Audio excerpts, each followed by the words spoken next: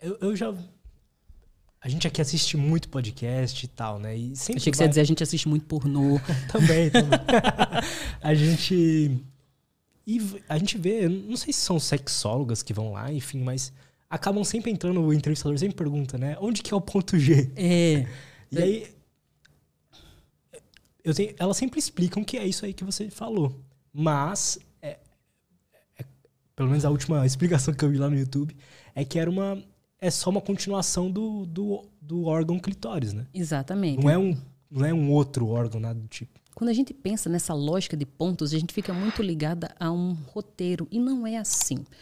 Os homens, vocês até sentem prazer nos mesmos pontos no corpo de vocês. Vocês vão ter ali a região da glande, que vai ser muito sensível. Vocês vão ter aquela região do freio do prepúcio, que é extremamente sensível. Já com as mulheres é diferente. Porque é como se as terminações nervosas de vocês saíssem do cérebro, passa pela tua medula. Imagina que como se fosse um cabo de fio com vários fiozinhos dentro, encapado.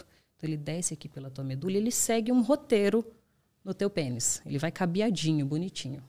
Nas mulheres é diferente. Nas mulheres, imagina que essas terminações saem do cérebro, passam pela medula, nesse cabeamento, um monte de fiozinho encapado, e ele desce, e quando chega ali na tua região pélvica, esse fio é desencapado. Você tira a capa desse fio e aqueles fiozinhos se espalham, como se fosse uma teia de aranha.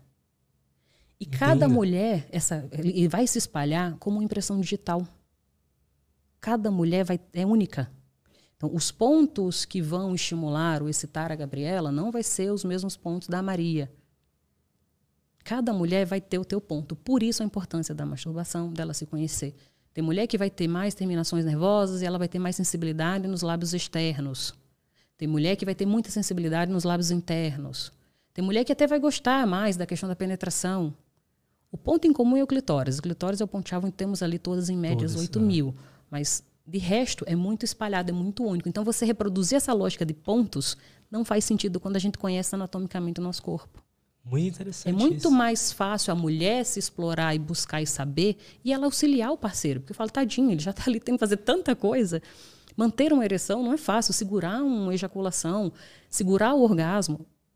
Colabora com o coleguinha, assim, dá uma ajuda, mostra para ele onde você está gostando, não está gostando. Os meninos, fala para mim, se vocês não gostam quando as meninas ajudam e explicam, tá bom, vai assim. Até na questão que você tinha falado da menina se tocar enquanto tá acontecendo uma penetração, alguma coisa assim, e ela sentia, pô, o cara tá me julgando. Eu queria saber da tua visão. Você acha mesmo que a maioria dos homens estão julgando? Eu acho que não. Porque pelo menos a minha visão, a minha própria e dos meus amigos, a gente tem a impressão que a gente quer que aquela experiência seja boa pra mulher, entendeu? É uma geração aí, que tá vindo... se aquilo fizer bem pra ela, a gente vai estar bem, porque pô, ela tá sentindo prazer comigo ali. Né? Estamos juntos, sentindo isso. Então, sim, tem uma mudança de geração. Eu acho que essa galera... 30, 20 ali, tá abrindo a cabeça para isso, que é essa satisfação da parceria, mas muito lá atrás não tinha isso. Só que a menina que vai lá, que tem esse receio, ela ouviu isso de algum lugar. Ela ouviu da mãe, que ouviu da tia, que cresceu naquele seio onde sexo é ruim, sexo é doloroso, sexo incomoda, é feio, é vulgar. Nós no Brasil trazemos essas marcas culturais. É muito forte essa coisa de mulher que gosta de sexo é puta. Isso tem a ver com papel sexual. Existem papéis sexuais esperados socialmente. Quando você vê, por exemplo, a imagem de uma mulher negra, com corpo volumoso, você imagina uma ideia sexualizada dela. É diferente de uma mulher branca, loira.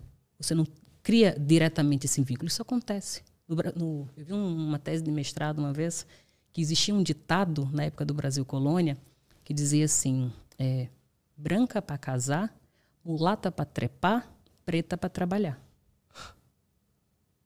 É o papel sexual que se espera dentro de cada categoria.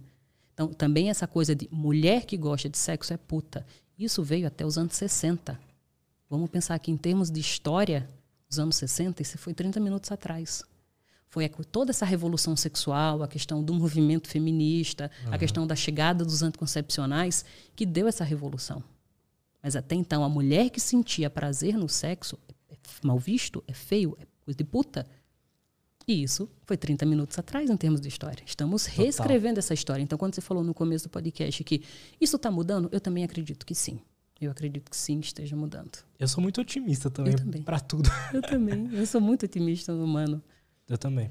Eu sou curioso em saber qual foi o interesse ao decorrer da história para, sei lá, as religiões, os pais e tal, querendo tanto que o sexo fosse uma coisa, como pode dizer, fosse muito preso, sabe? Não poder falar de sexo, não poder fazer sexo.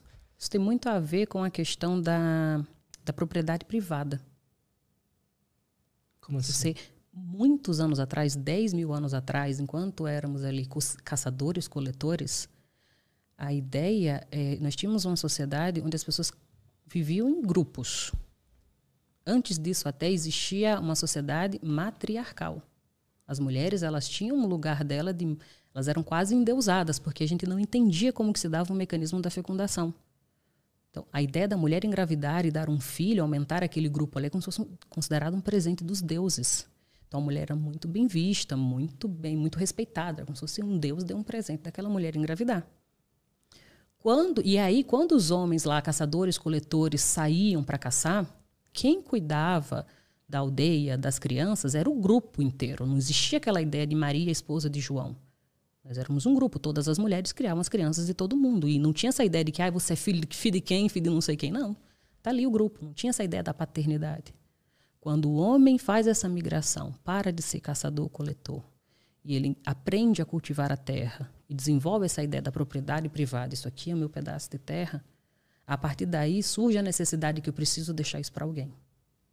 A partir daí vem a ideia de que monogamia. Eu preciso ter garantia de que aquele filho é meu. Preciso colocar essa mulher dentro dessa casa, tirar ela desse grupo e colocar ela aqui dentro e trancar, porque esse filho eu preciso garantir que seja meu. E aí vem a ideia da monogamia. Junto com isso veio essa coisa do controle dos corpos. Veio a igreja que veio punir as parteiras, as mulheres que conheciam sobre as ervas. Veio o tal da caça às bruxas. Uhum. Com isso matou-se, estima-se que mais de 6 milhões de mulheres. Praticamente um holocausto, né? Total. Queimaram essas mulheres na fogueira e queimavam na frente dos familiares. Que era para quê? Esse conhecimento que essas mulheres têm não pode ser perpassado para outras gerações. Então, a igreja reforçou muito essa ideia para que as mulheres não falassem, não questionassem, para que o homem tivesse esse controle.